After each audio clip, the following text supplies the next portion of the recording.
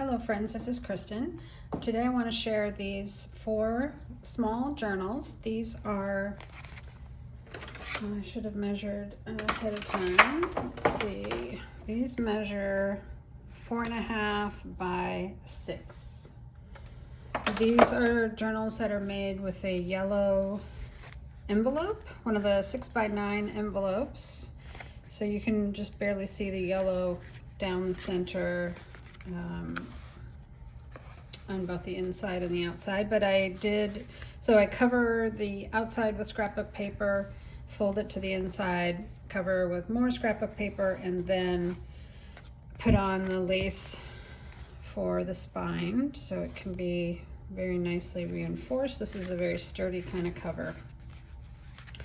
And these are all, they have a bit of a childhood, a little bit of color theme to them. They have colored paper.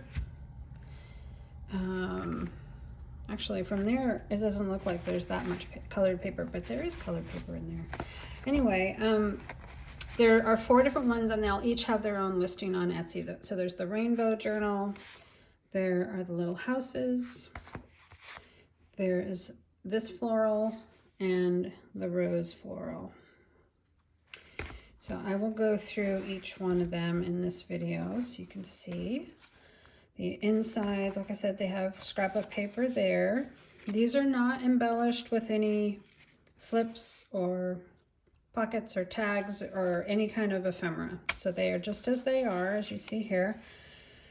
There is a cookbook page from one of the better, I think, I always forget if it's Better Homes and Gardens or it's Betty Crocker, one of the two. This is one of their children's cookbooks, vintage children's cookbooks. There's some colored paper, doily. This is another vintage cookbook that looks to me like maybe from the 80s. I don't remember if it had a date on there. This is pattern paper from the doll pattern that I talked about in a previous video. This is just some modern note paper, floral note paper that I really like. This is also modern. I chose these kind of for the colors that they add. This is a vintage garden book. There's some new scrapbook paper, vintage music paper. This is a new stationery with, this has a, if you can see there, it's a silver foiling on there. This is a vintage cookbook as well. This one was all about using, this is Betty Crocker. They're all about using Betty Crocker cake mixes to make various goodies. This is plain stationery paper that's lined, and this is a page from a really cool children's book. It's a vintage book that I have in my collection. I don't remember what the book is called, but it was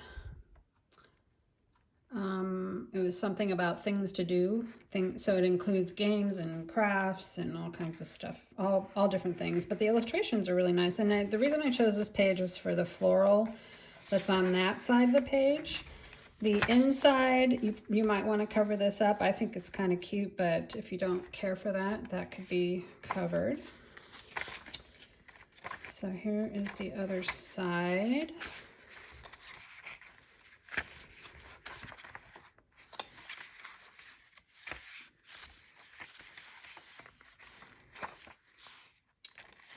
I love the colors in this cookbook.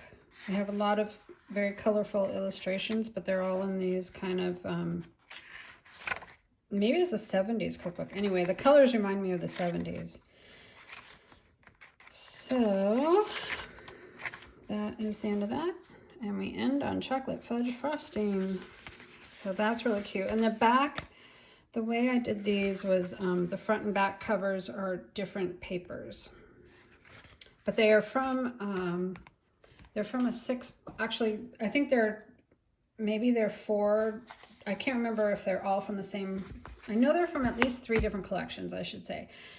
It might be 4 different collections. I might have used one set from each of 4, I think that might be right, but they're 6 by 8 paper pads, so Some of those 6x8 paper pads have one paper per design, so I couldn't double them up. This one obviously had 2 of this page, so I think there was 2 of each design in this book. But they're all coordinating, they're all from the same book. So this one, for instance, I used different papers on the front and back on the outside, and also different papers on the front and back on the inside. But they're all from the same pack, so they all coordinate nicely and they look really good.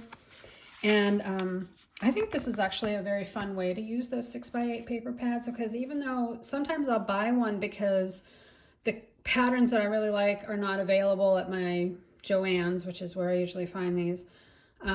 They're not available in 12x12 packs, so I'll get the 6x8s because I really love the patterns, and then I'm like, oh, you know, then you don't have a full-size sheet of paper, but this is a fun way to use them up. So it's made the same exact way as the other one, and I'll just go through the pages in here. We have a heart cake recipe, drum cake,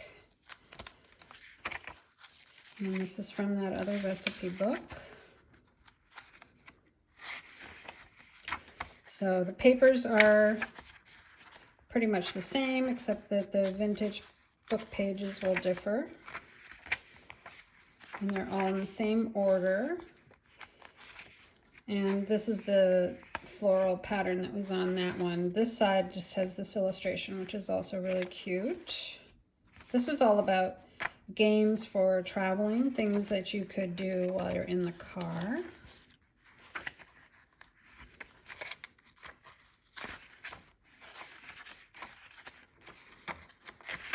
So I think these are just really sweet journals. I believe that there are no repeats on the type of page per book. There'll be some, you know, every page is different. All right, so this one is a different paper pad, those 6x8 sheets, but the back and front are different, and then the inside covers are different, but they all coordinate. So let's see, this one has breakfast cocoa, is what it says. I really like that illustration.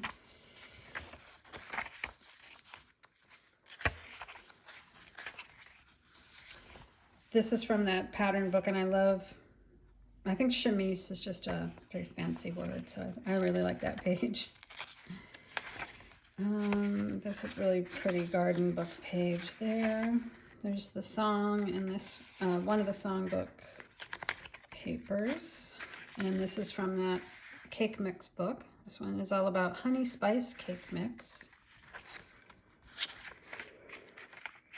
And then this is that children's book with the floral illustrations on both sides. And then the middle of this one is like this. And I thought this one was really cute too.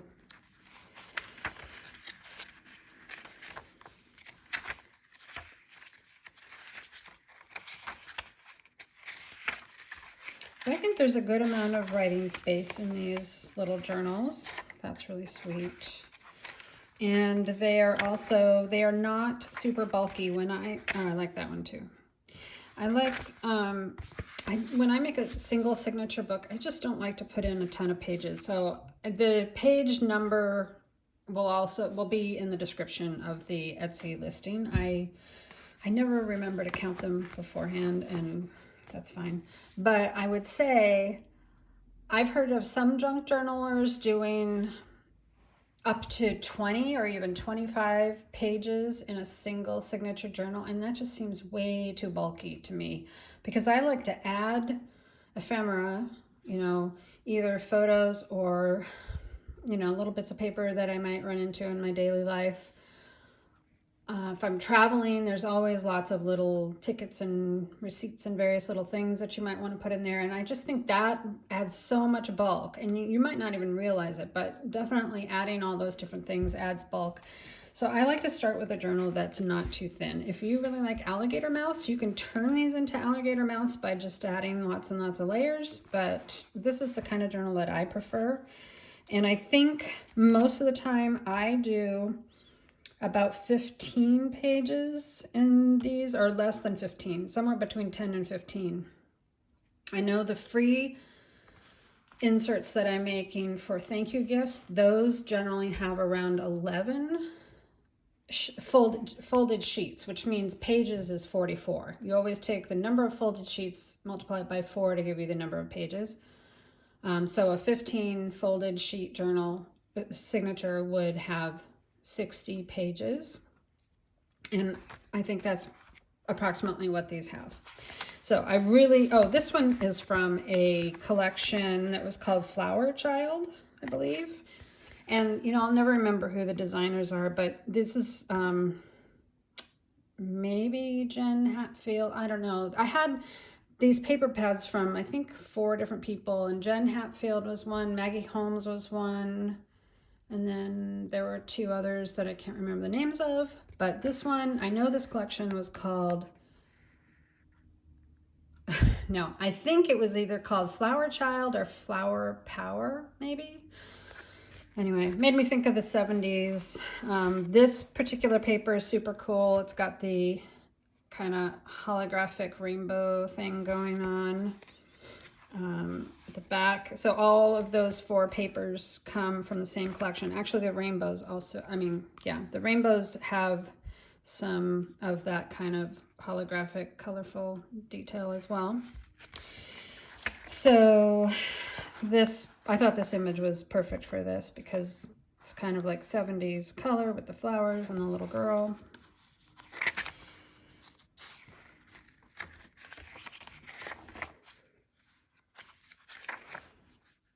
This one is also cute, pantaloons. Such an old-fashioned word. So there's the garden page here, that's really pretty. And the song is Would You? And then this is the cake book. Has this really pretty double anniversary angel food cake. Double ring anniversary angel food cake. That's pretty cool. Anyway, I thought that little cake mix book was interesting. I don't know about you, but when I was growing up, I love this. My mother definitely bought, this is super cute too. My mother bought cake mixes, and we would often use cake mixes when I was young, but then I learned, I mean, my mother baked from scratch as well, but she would often buy cake mixes. But as I got older, I experimented a lot more with home-baked cakes from scratch, and I still do that. I actually don't remember the last time I bought a cake mix. But it reminds me of my childhood, so I have good memories of that. I really think this is a super fun illustration, and this is one reason why I put it in this particular journal, because there's, you know, it's a very colorful rainbow sort of flower power theme, and this is just really fun. Love the fuchsia. It's kind of a fuchsia pink or magenta pink. So anyway, I thought that was really cute.